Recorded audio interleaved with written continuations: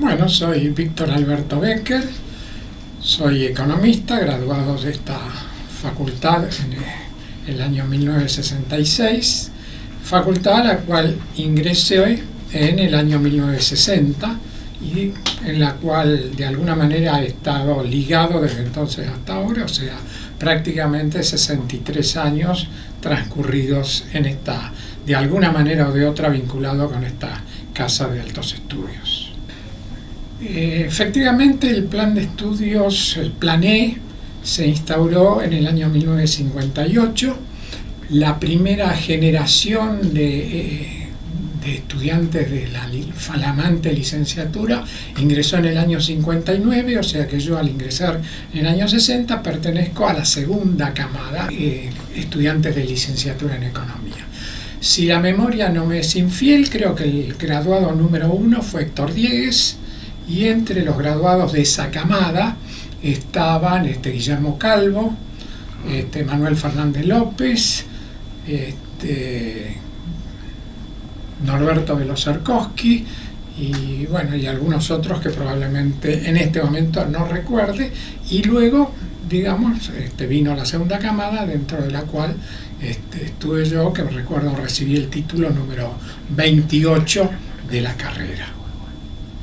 Compañeros de camada, entre los compañeros de camada puedo mencionar a Roberto Labaña, Carlos Leiva, entre, digamos, los que tuvieron luego más trascendencia pública, porque además iban cambiando, porque por el sistema de estudios donde te anotabas por materias y no por años, bueno, íbamos cambiando bastante con quienes coexistíamos. En el año 1959, como había dicho anteriormente, se lanza el Plan E, que implica la creación de la carrera como carrera de grado de licenciatura en economía política se llamaba en ese momento, además de la licenciatura en administración. Y en ese momento el impulsor de estas reformas, que era el decano William Leslie Chapman, que a la vez era vicerrector de la universidad, se dedicó a recorrer colegios secundarios, el quinto año de los colegios secundarios, para promover el ingreso a la facultad. Recuerdo que vino a la escuela donde yo cursaba, que era la Escuela Superior de Comercio número 1, Joaquín B. González, y nos dio una charla sobre los planes de estudio. Y cuando mencionó la licenciatura en economía y las características de la licenciatura en economía política, inmediatamente yo dije, esa es mi carrera. Yo en quinto año teníamos en la escuela la asignatura economía. Y entonces, bueno, para mí me sonaba como que era lo que a mí me gustaba. Y entonces, digamos, fue como una especie de amor a primera vista. Chapman la vendió muy bien, nos dejó folletos, recuerdo un folleto muy bien diseñado con las distintas carreras. Vi el plan de estudio porque figuraban ya las materias de la carrera y dije, esta es mi carrera. Y entonces efectivamente ahí decidí anotarme para cursar la licenciatura en economía. Como no sabía muy bien cómo explicarle a mis padres de qué iba a vivir, porque era la pregunta inmediata, o sea, quien salía de un comercial normalmente se suponía que iba a la Facultad de Ciencias Económicas para ser contador. Por lo tanto, la pregunta inevitable era ¿de qué vas a vivir? Porque en la Argentina economistas en esa época no se conocían. Me anoté en la Facultad de Derecho e hice efectivamente el primer año, lo hice en paralelo, la Facultad de Derecho con Económica. Después del primer año dije, no, el Derecho no es para mí, Economía es lo mío. Y bueno, en ese momento además se crea, en ese momento, digamos, un poquito más adelante, se crea el CONADE, se crea el CFI y ahí aparecen fuentes de trabajo para los economistas, con lo cual, digamos, la pregunta de qué vas a vivir, bueno, tenía una respuesta más empírica que teórica. Bueno, en cuanto a los profesores, bueno, hay un nombre que se destaca por encima de todos, que es el doctor Julio Hipólito Guillermo Olivera. Creo que para todos los de nuestra generación era el punto de referencia, la materia del dinero, crédito y bancos hacía la diferencia.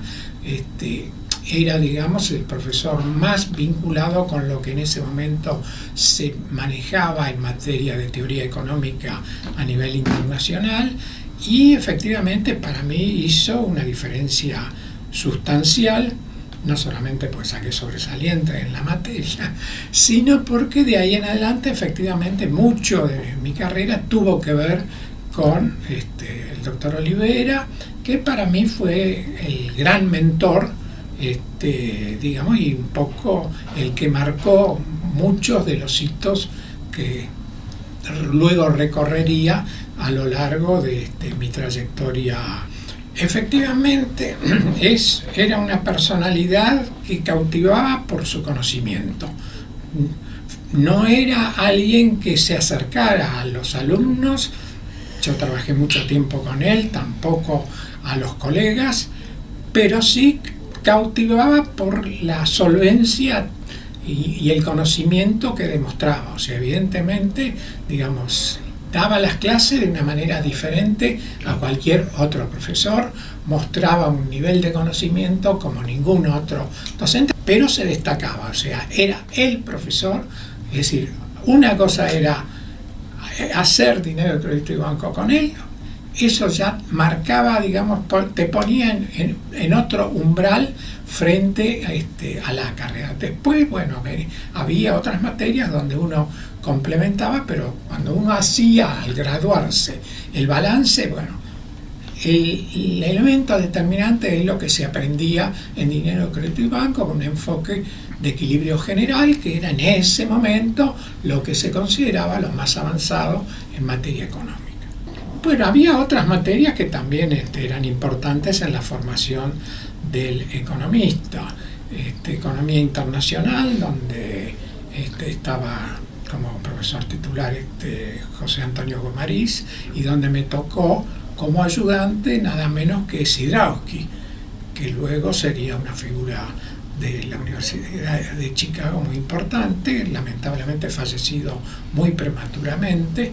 En estadística estaba el doctor Fausto Toranzos, en matemática para economistas estaba la doctora Casparri, o sea, son, digamos, figuras importantes en la carrera. Voy a mencionar también a Rosa Kuzminski, que era la que dictaba la materia de principios de economía. Y también, para no ser menos, el doctor Aldo Ferrer, con el cual cursé la última materia de la carrera, y Miguel Teubal, que daba historia del pensamiento económico. También alguien que no era del departamento de economía, pero que era una persona muy destacada y que creo que incidió mucho también en mi formación, era Sergio Bagú. No, digamos que en esa época yo considero, sin desmedro del resto, yo creo que la etapa que vivió la universidad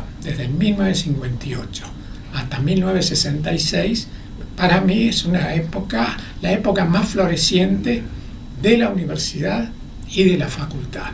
O sea, creo que fue una etapa donde se congregó una gran cantidad de destacados docentes que nos formaron efectivamente y nos transmitieron, digamos, no solamente, digamos, los conocimientos, sino más que una filosofía de lo que tiene que ser una universidad, o sea, una universidad donde haya pluralismo ideológico, donde haya libertad académica y donde se valore, digamos, la discusión y el aporte por parte tanto de los profesores como de los alumnos. O sea, en la memoria me ha quedado como la etapa de mayor florecimiento de la universidad, y que lamentablemente es una etapa que concluye en 1966 con la Noche de los Bastones Largos, donde de alguna manera se visualiza algo que aparentemente es una constante en nuestra sociedad,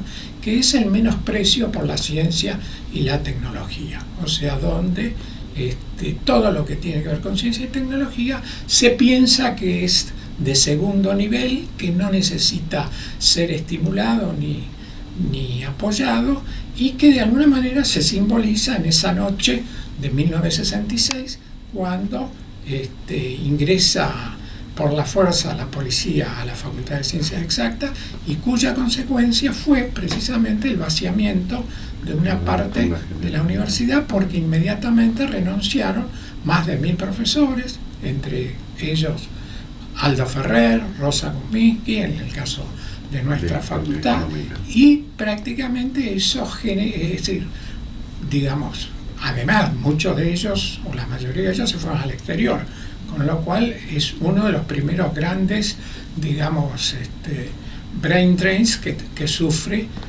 la intelectualidad y el mundo científico argentino, académico y científico argentino. No, rescato al profesor como un docente destacado, de excelencia. Rescato la materia, creo que la formación del economista es incompleta si no se inserta como ciencia social, y para eso la sociología es muy importante.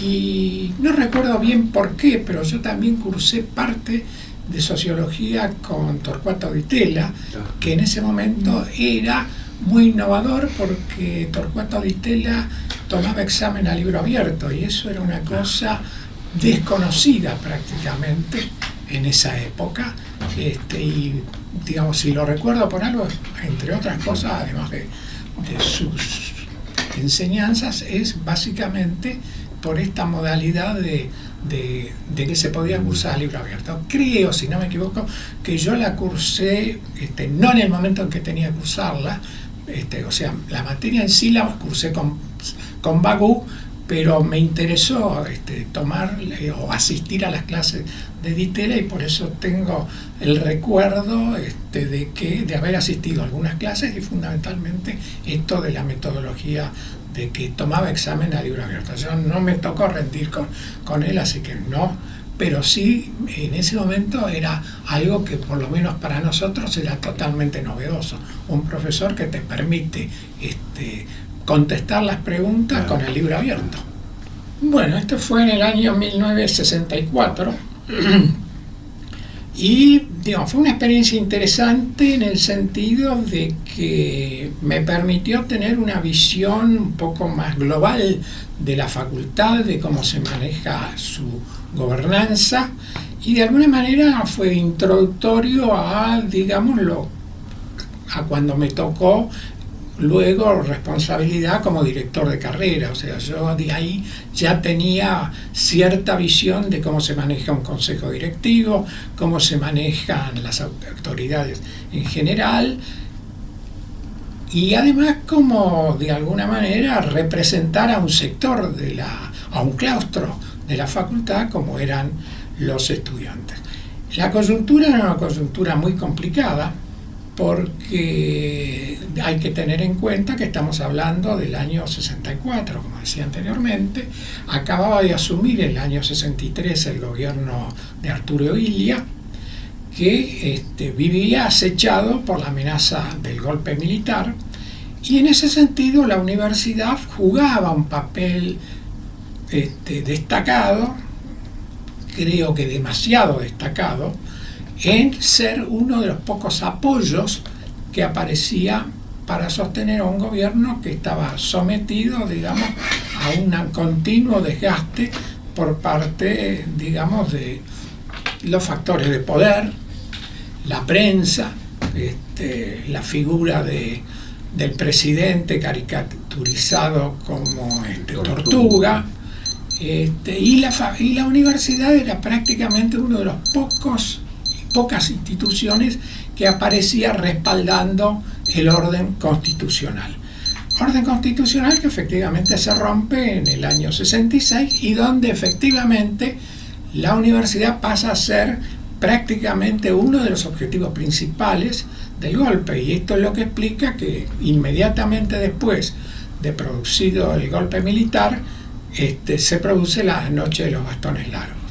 Por lo tanto, digamos, uno fue de alguna manera un testigo, diría, privilegiado de ese proceso, porque recuerdo que cada reunión de consejo directivo siempre uno estaba pensando si esta no va a ser la última. Era evidente, digamos, que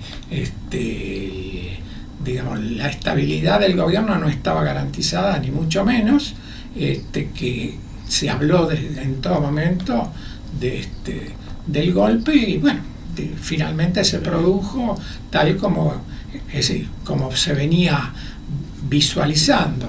Por lo tanto, ser en ese momento consejero estudiantil era no solamente preocuparse por las reivindicaciones de los estudiantes, sino además participar, digamos, de lo que era,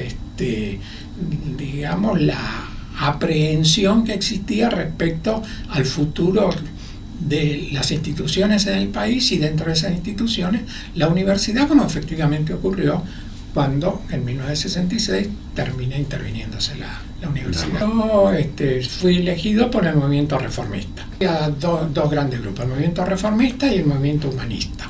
Precisamente ese año el movimiento humanista es la primera vez que gana la mayoría en la facultad, o sea, yo era consejero por la minoría.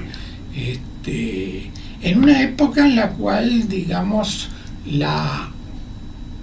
no es que los movimientos estudiantiles fueran apolíticos, pero donde la implicancia de la política era mucho menor a la que aparece del 83 en adelante. No aparecía tan transparente, o sea, obviamente, si había dirigentes estudiantiles que estaban enrolados políticamente, pero en realidad el movimiento reformista era bastante amplio en cuanto a quienes participaban, y del mismo modo el movimiento humanista, si bien tenía cierta ligación con la democracia cristiana, tampoco era un apéndice ni mucho menos de la democracia cristiana.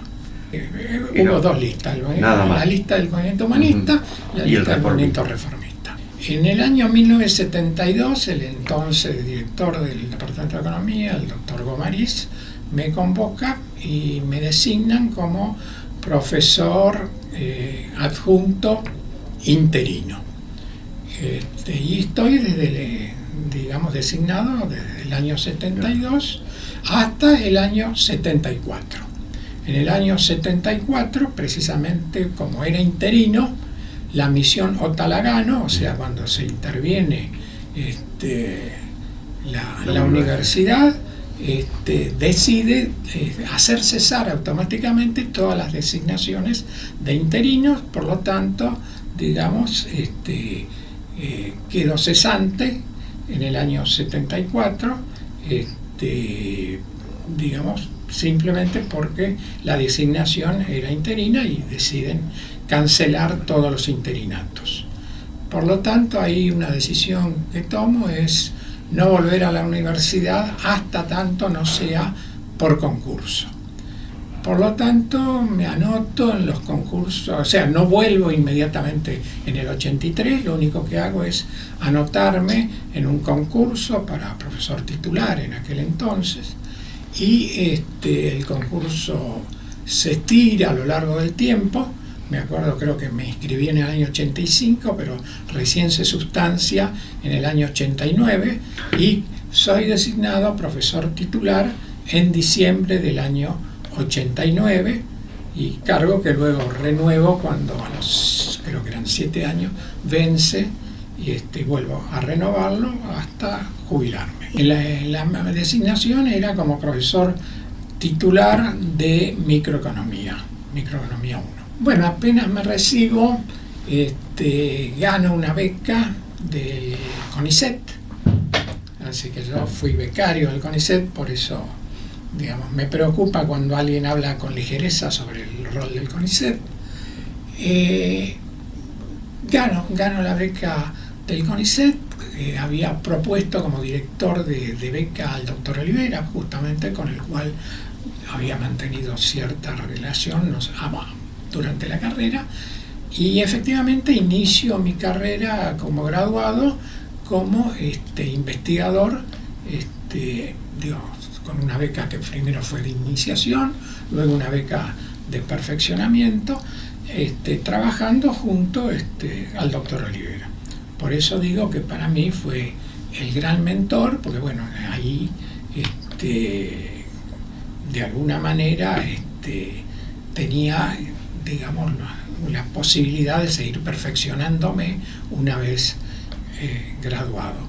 Y esto es así hasta que en el año 70 viajo, gano una beca para ir al exterior, viajo a Inglaterra, y ahí voy como investigador a la London School of Economics, y estoy hasta el año 72. Cuando vuelvo en el año 72, 70-72, cuando vuelvo en el 72 es cuando me ofrecen ser profesor adjunto interino de la facultad. Economía 2. Uno de mis alumnos, recuerdo, en esa materia fue Julio Ramos, que luego sería director del ámbito financiero, y que en realidad en ese momento lo único que me llamaba la atención era que era el único primero era un alumno de más edad que la mayoría, y que siempre levantaba la mano y me trataba de profesor. Bueno, en la London School yo elegí el campo de la economía agropecuaria. Ajá. Y había un profesor importante en ese momento, Tim Josling, con el cual trabajé, pero además tomé cursos con algunos profesores bastante destacados. Frank Hahn, que trabajó mucho en la parte, cuyo curso sobre equilibrio general se basaba en el libro que él estaba escribiendo en esa época, y que se publicó prácticamente mientras yo estaba ahí. En ese mismo curso estaba Morishima, había varias figuras destacadas. En el CONICET, el tema que había elegido, me lo había sugerido el doctor Olivera, era la parte de economía agropecuaria. Digamos, mi inicio de carrera como economista fue como economista agropecuario. Digamos, todos mis primeros trabajos son sobre economía agropecuaria. Bueno, la investigación en la Argentina no es muy rendidora en términos monetarios. Así que cuando yo regreso de mi estadía en Inglaterra, me incorporo al Consejo Federal de Inversiones, y ahí estuve una cierta cantidad de años trabajando como economista general, más bien. Luego se produce el golpe del 76, se generan algunos problemas dentro mismo del propio CFI, y me aparece una oportunidad de trabajo. En realidad me ofrecen, digamos, la posibilidad de dirigir una revista que publicaba en ese momento la empresa Jiménez Apiola, que era sobre indicadores del mercado inmobiliario, y empiezo a trabajar sobre básicamente índices que durante un cierto lapso, hasta que, digamos, con el advenimiento de la democracia, Luis Beccaria, que es designado director del INDEC, me convoca para ser director de estadísticas económicas del INDEC, y ahí paso a ser director de estadísticas económicas del INDEC. Sí, la revista se llamaba Propiedades, y lo que hacía era recopilar, es decir, tenía distintos índices que tenían que ver con el mercado inmobiliario. La historia del Mochón Becker es bastante interesante. Yo estaba acá, esto debe haber sido año 91, calculo yo, en el año 91, viene a verme el representante de la editorial McGraw-Hill en Argentina y me dice que ellos quieren adaptar un texto de la editorial que es de introducción a la economía, escrito por un profesor español, Francisco Mochón, y me pregunta si lo conozco. Si conozco el texto. Yo en el año 90 fui convocado como profesor visitante con rango de catedrático para dictar el primer curso de introducción a la economía de la Facultad de Ciencias Económicas y Empresariales de la Universidad de Salamanca. La universidad no tenía carrera de economía, pero no habían tenido tiempo de hacer los concursos, lo que ellos llaman las oposiciones. Entonces necesitaban convocar a alguien de afuera y entonces me convocaron y ahí dicté el primer curso de introducción a la economía en esa carrera. El único castigo que sufrí fue que, como yo era el venido de afuera, los profesores elegían los horarios y conocí entonces el texto de Mochón porque era el único texto de introducción a la economía con ejemplos de España. Por lo tanto, yo tenía que mostrarle a mis estudiantes españoles que sabía de economía española. Por lo tanto, fue mi cable a tierra, más allá de utilizar algún otro texto también, pero la posibilidad de dar ejemplos de la economía española era precisamente usar el libro de Francisco Mochón. Así que cuando me consulta la gente de McGraw-Hill, le digo, sí, lo conozco perfectamente, no hay ningún problema en adaptarlo y estoy seguro que esto va a tener un gran éxito porque va a servir precisamente para poner, la teoría junto con ejemplos propios de la Argentina. Y bueno, efectivamente así nace el Mochón Becker, donde además no solamente hubo que introducir una serie de ejemplos y de ilustraciones respecto a Argentina, sino que tuve que traducirlo a Colombia, México. En México fue uno de los mercados importantes. Bueno, de hecho en ese momento fue bestseller. Recuerdo que en ese momento competía con el Samuelson y Samuelson era distribuido por McGraw-Hill. Por lo tanto tenía las cifras. Todo concurso es complicado. Mis concursos siempre fueron complicados. Recuerdo, sí, no me tocó, es decir, ahí creo que en realidad fue un primer caso, es decir, en el año 83, por ejemplo, se llama concurso para la materia de introducción a principios de economía. Fue un concurso infernal porque la cantidad de impugnaciones que hubo a los jurados y demás, el concurso terminó anulado. Yo no tenía nada que ver con ese concurso, pero sí recuerdo lo engorroso que era el trámite de los concursos.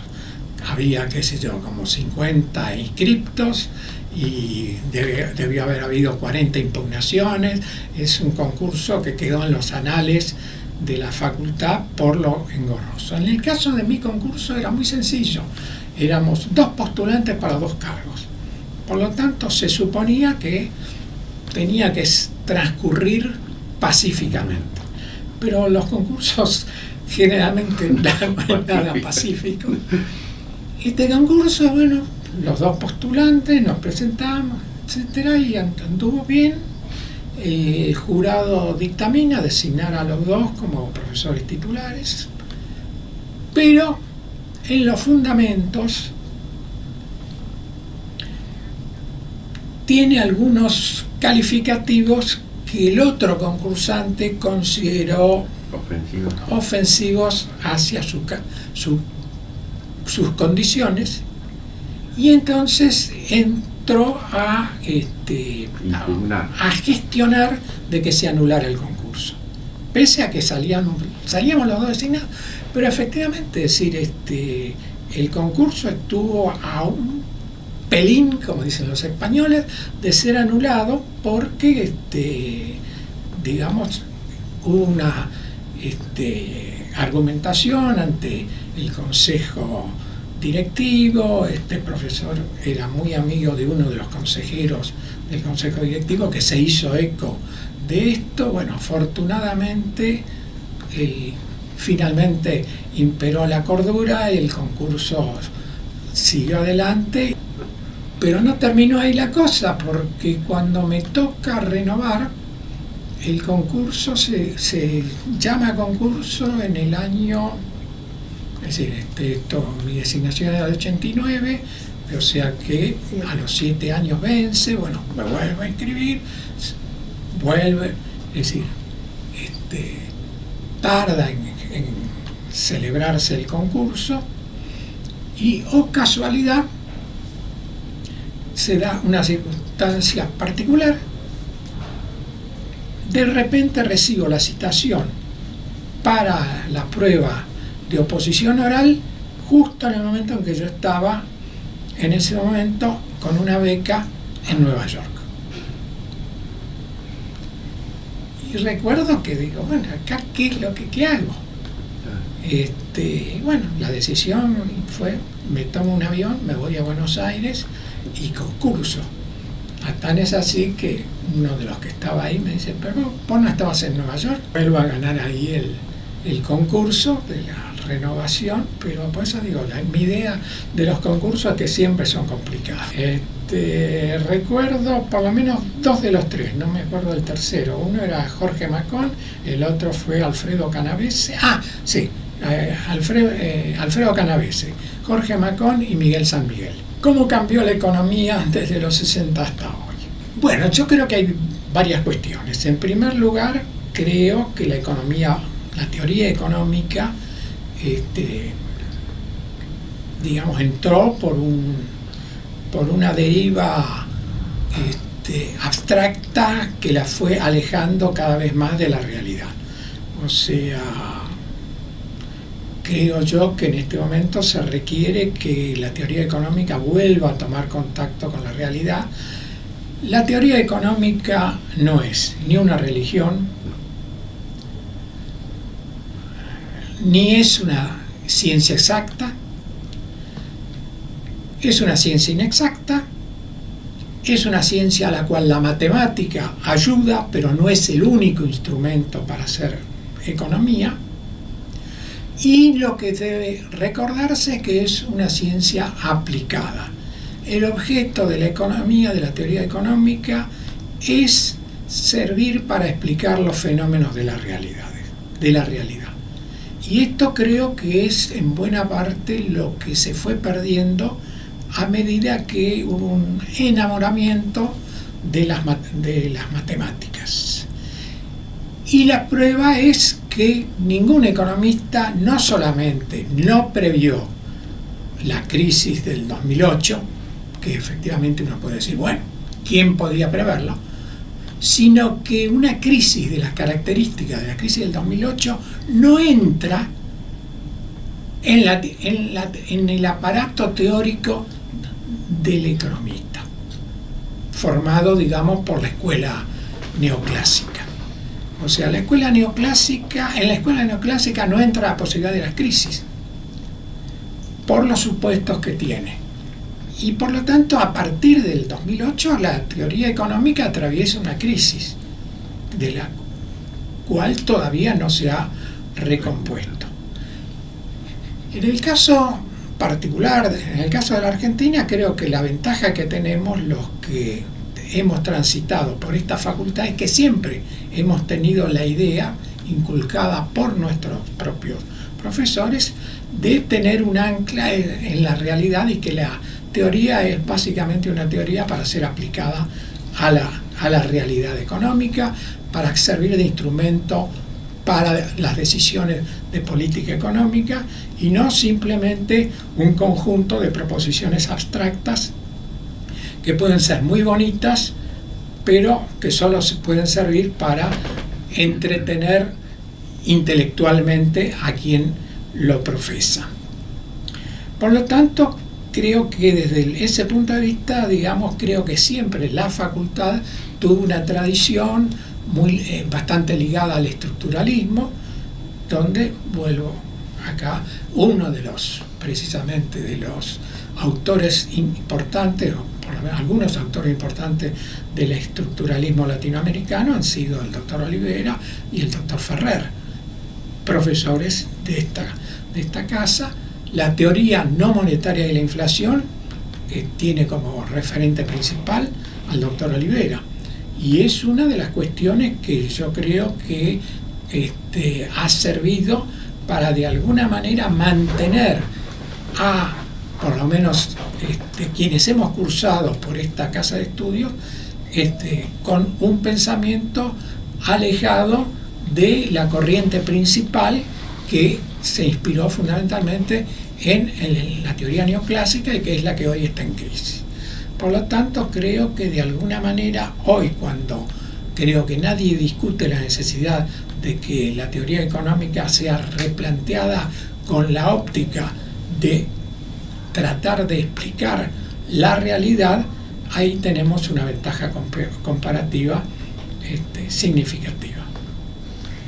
Yo creo que, digamos, al margen de lo que decía anteriormente sobre la orientación de la teoría económica, hay otro fenómeno que es que la economía está sufriendo una transformación enorme. O sea, desde la digitalización para acá, incluyendo ahora la inteligencia artificial, eso está cambiando totalmente la forma de funcionamiento de la economía en el mundo. Por lo tanto, si tenemos que pensar en una teoría económica que explique la realidad, la primera cuestión que tenemos que tener en cuenta es que la realidad cambió y está cambiando drásticamente, y estoy seguro que con este ingrediente de la inteligencia artificial va a terminar de producir un cambio total. Por lo tanto, este cambio total va a exigir un replanteo de la teoría económica. Lo que son los bienes, una cosa son los bienes físicos y otra cosa son los bienes digitales. Y hoy en día los bienes digitales son tanto más importantes que los bienes físicos y desde el punto de vista económico funcionan de otra manera.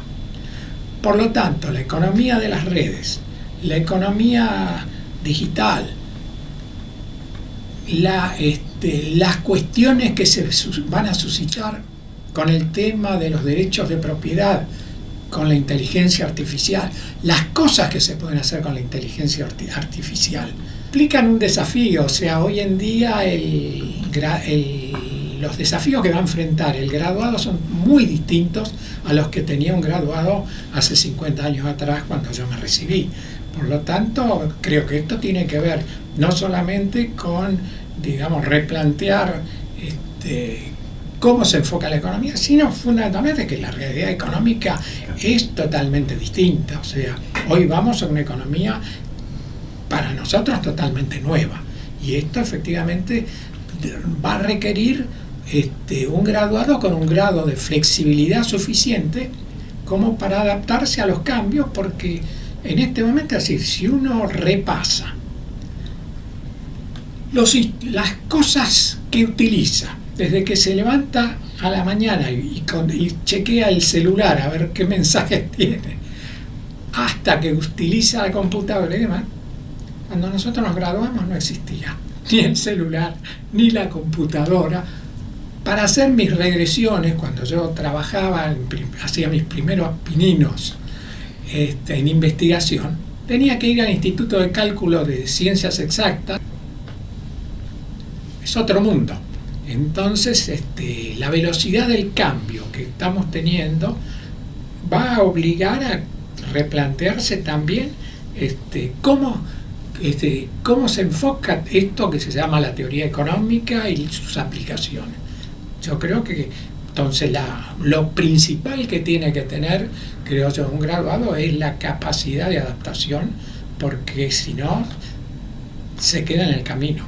Hoy en día vivimos una sociedad a un ritmo de cambio infernal, y donde se requiere una gran maleabilidad para hacerse para poder hacer frente a estos cambios. O sea, digamos, si siempre, digamos, cuando uno se gradúa va observando cambios, bueno, ahora en realidad lo que se necesita es un graduado que su primer mandamiento sea: tengo que adaptarme a los cambios. Digamos, me ubiqué en el lugar donde había demanda. Gustoso de venir acá, pero nunca he recibido ningún ofrecimiento. En realidad Gomariz era el decano de la facultad en la Universidad de Belgrano, que fue el que me entrevistó cuando yo ingresé a Belgrano.